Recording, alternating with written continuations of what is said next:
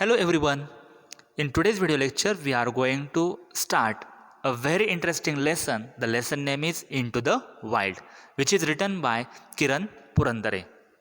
First of all, student, we are going to discuss the information about writer. The writer name is Kiran Purandare, who is born in 1961. After completing BCom degree, he studied environmental studies at Jordan Hill College of Education in Scotland.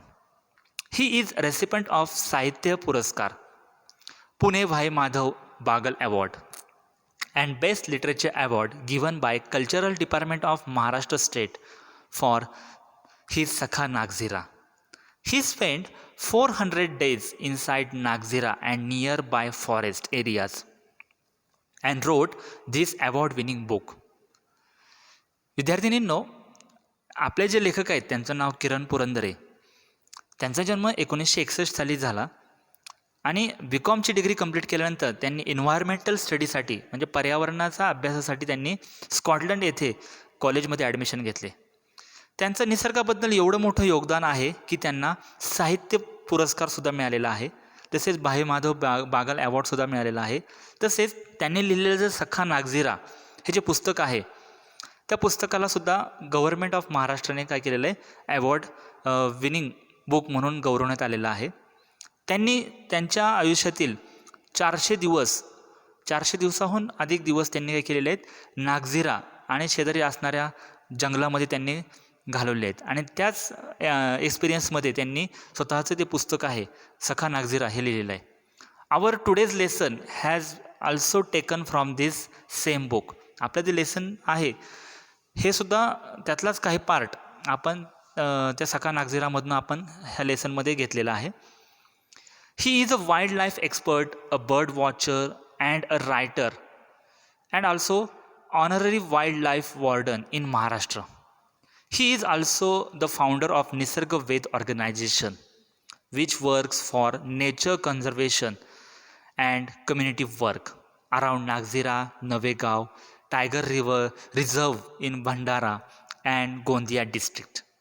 He also founded Kika's Bird Club in order to spread birds farming, which is very popular among school-going children of Maharashtra. त्यांनी ते wild life expert म्हणून ओळखले जातात. पक्ष्यांचे निरीक्षण करणारे निरीक्षक म्हणून सुद्धा ओळखतात. त्यांनी निसर्गवेद नावाची ऑर्गनायझेशन स्थापन केली. त्यातून निसर्गाचं संवर्धन कसं केलं पाहिजे याबद्दल माहिती मिळते. तसेच त्यांनी किकाज बर्ड नावाचा क्लबसुद्धा ऑर्गनाईज केलेला आहे. आणि शालेय विद्यार्थी आहेत त्यांच्यासाठी तर खूप इंटरेस्टिंग असं हे प्लेस आहे किकाज बर्ड. अशा पद्धतीने हे जे आपले रायटर आहेत किरण पुरंदरे हे खूप निसर्गाबद्दल त्यांचं प्रेम किती आहे आणि त्यांचं जे एक्सपिरियन्स काय होता, जो 400 दिवस त्यांनी नागझिरा किंवा या जंगलामध्ये घालवलेले त्यांचे जे एक्सपिरियन्स आहे तो आपल्याला ह्या लेसनच्या थ्रू पाहायचा आहे. Student, our lesson is divided into 2 parts. The first part which is related about when the Kiran Purandare means our writer who started his journey in the forest of Umbarzara. Then when he started his journey, and in that journey it is a solitary journey because no one with him, त्याच्याबरोबर कोणच नसतं. and in that journey when he started and he lost a way in that jungle. ज्यावेळेस ह्या जंगलामध्ये प्रवास करत असताना त्यांना अचानक त्या जंगलामध्ये ते रस्ता विसरतात किंवा रस्ता हरवतो. त्यांना समजतच नाही. He completely lost in a जंगल.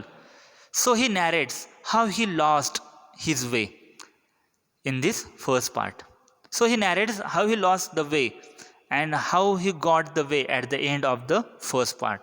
आणि त्यांनी शेवटला परत सांगतात की कसा तो रस्ता सापडला. And he also sed that situation when he was lost the way, and he said that shouting for help would literally mean like crying in the wilderness. त्यांच्या मते अशा पद्धतीने मी हरवलो होतो त्या जंगलामध्ये की ओरडून सुद्धा लोकांना आवाज जाणार नाही. अशा पद्धतीने माझी सिच्युएशन झाली की वाळवंटात ओरडणे किंवा रडणे म्हणजे एक प्रकारचा जोकच असतो. म्हणजे अशा पद्धतीने त्यांची काय होती सिच्युएशन होती. But at the end of the he gives us a detail information about how he found the way and going towards the Pitezari village. आणि शेवटी त्यांनी पिटेझरी नावाचं जे विलेज आहे त्या ओंबाझारा जंगलाच्या शेजारीच ते कसं त्यांनी त्यांनी शोधला हे आपल्याला शेवटला समजणार आहे. So let us start our lesson. The first part, lost in a jungle. After hiding himself 8.5 hours, he hid inside the camouflage shelter. Look at the image. It is a camouflage shelter. In that shelter he hide himself and he watch all the activity in a jungle. अशा पद्धतीने ते एक shelter आहे की त्या शेल्टरमध्ये ते 8 ते 8.5 तास ते काय करत होते, हाईट त्यांनी केलं होतं स्वतःला. आणि त्यातून सगळं बाहेरचं जे सिच्युएशन आहे ते त्यातनं दिसत होती. So he hide himself in a campless shelter. Before wrapping his bag and camera he writes some detail information of EFN of birds and he rush towards the Pitezari village. Before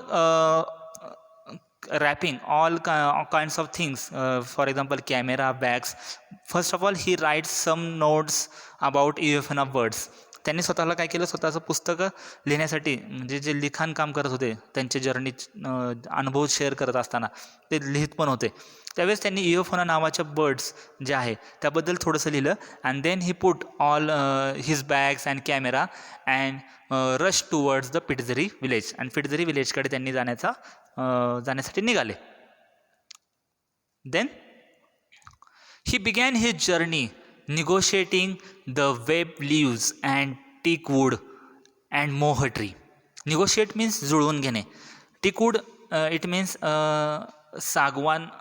सागवानचं झाड. अशा पद्धतीने मोह tree सागवानच्या झाडांशी जुळवून घेत ही began his journey.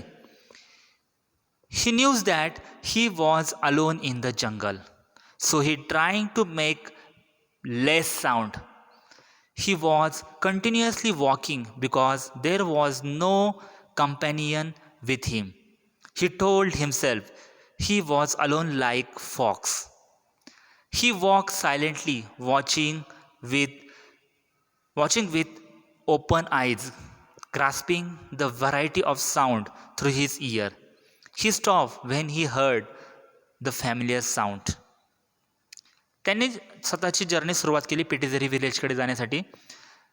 तिथल्या असणाऱ्या झाडांशी जुळवून घेत आवाज एकदम कमी आवाज करत ते त्यांची जर्नी सुरू केली.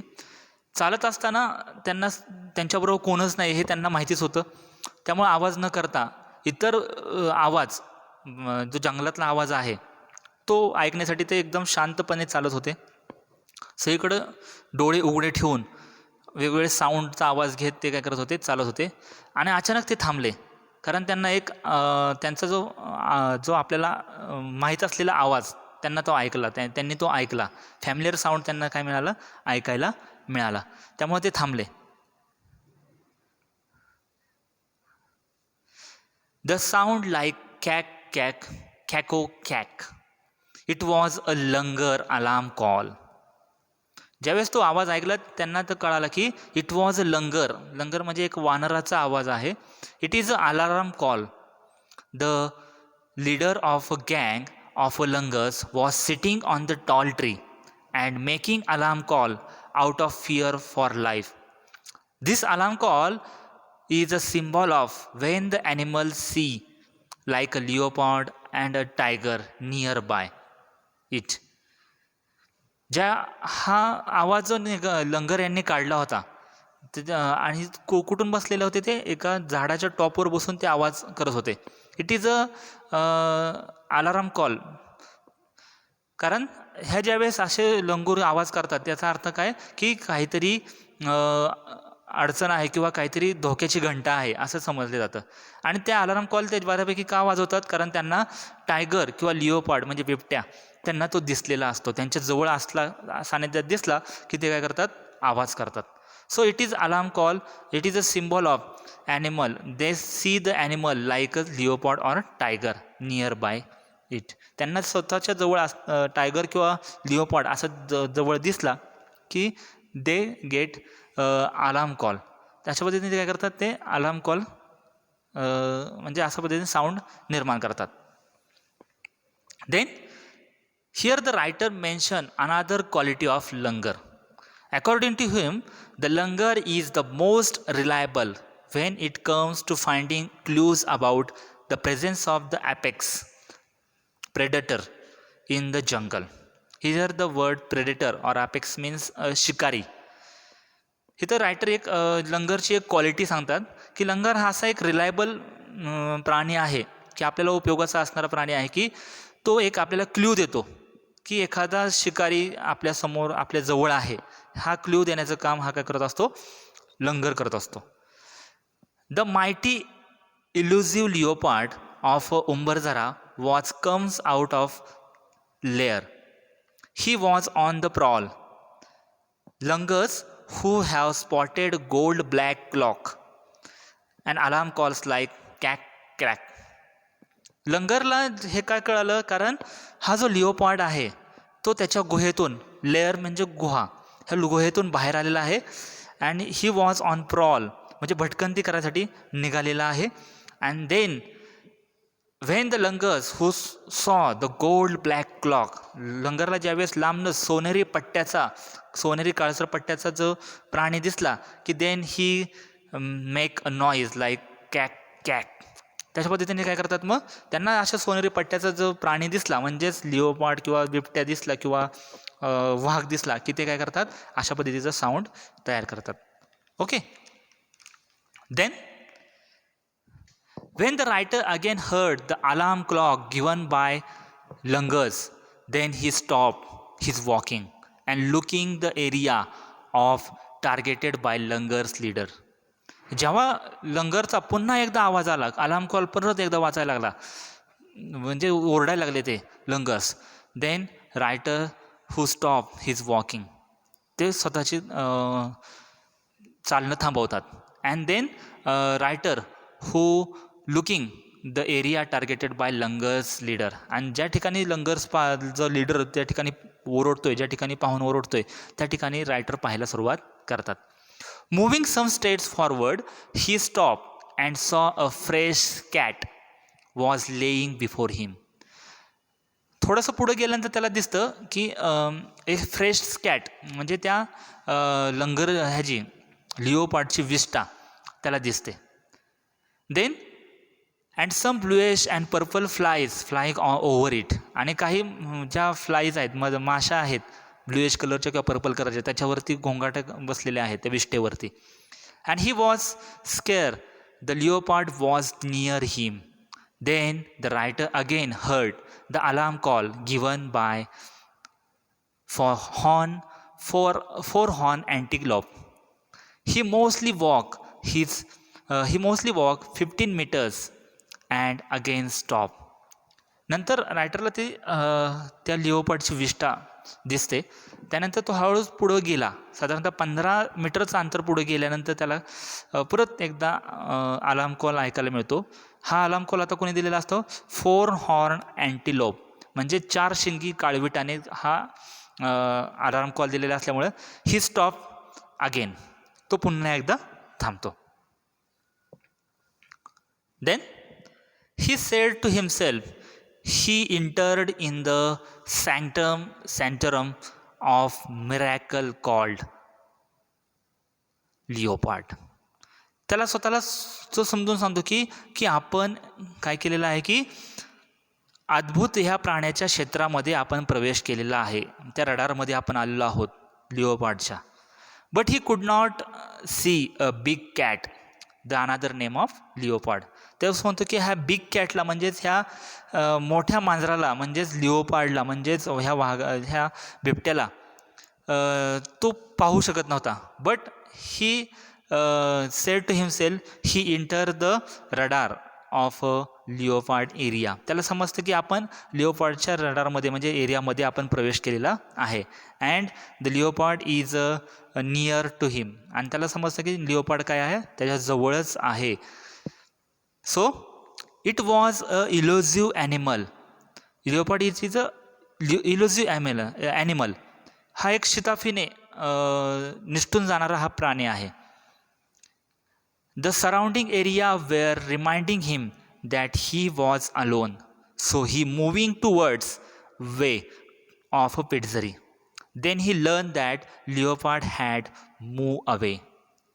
त्यानंतर समजतं की आपण ह्या जंगलामध्ये काय आहोत, एकटेच आहोत.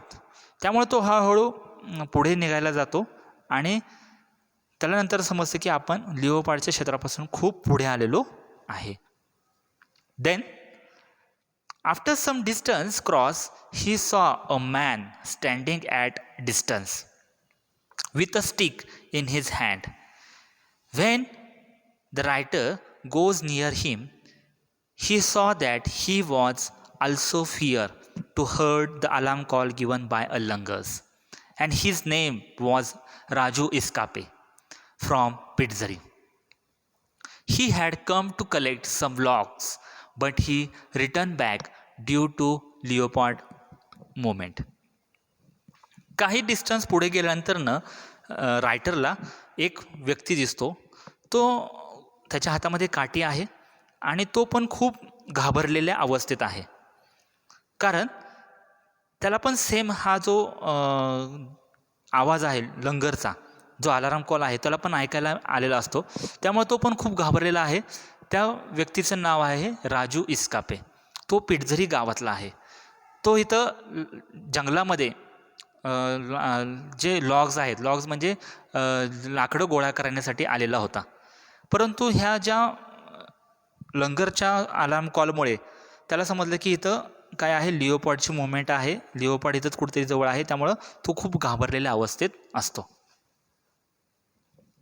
Then Raju was amazed when he heard writers solitary visit to Umbarzara jungle. Then they stopped under the kusum tree to take a break. Both of them gets relaxed.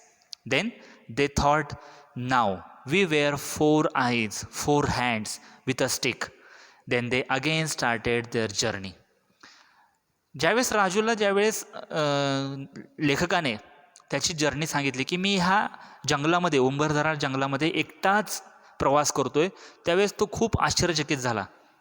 आणि त्यानंतर ते एका कुसुम ट्रीच्या झाडाखाली त्यांनी आश्रय घेतला.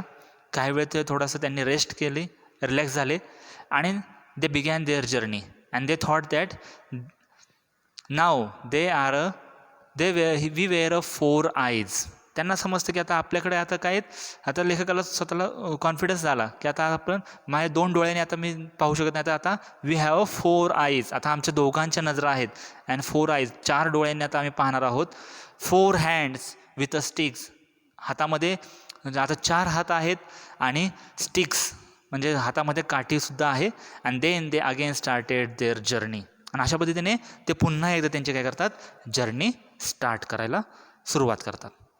So student, in this lecture we have discussed how the writer who started his journey in a Umbarzara jungle and going towards the Pitzari village, but after some times he lost his way, and also the langurs who giving a alarm call, and then he gets fear. But after some times he meets the another man who lived in a Pitzari village, and then both of them started his journey. So in today's lecture we stop here, and then we will discuss the journey of Umbarzara in a next lecture. How the writer who find his way, कशा पद्धतीने लेखक स्वतःचा रस्ता त्याला सापडतो त्या जंगलातून पिटझरी गावाकडे जाण्यासाठी, ते आपण उद्याच्या लेक्चरमध्ये आपण डिस्कस करू. Okay, thank you.